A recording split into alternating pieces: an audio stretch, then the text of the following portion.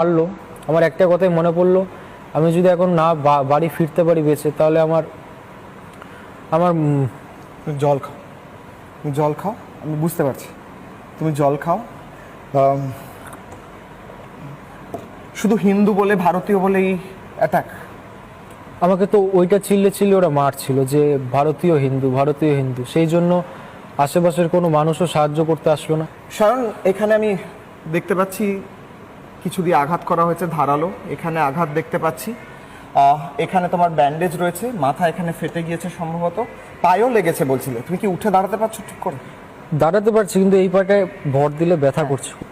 ইউনূস সরকার বলছে তারা সংখ্যালঘু এবং ওখানে সাধারণ মানুষের জন্য নাকি এমন করেছে যে ওখানে শান্তি রয়েছে।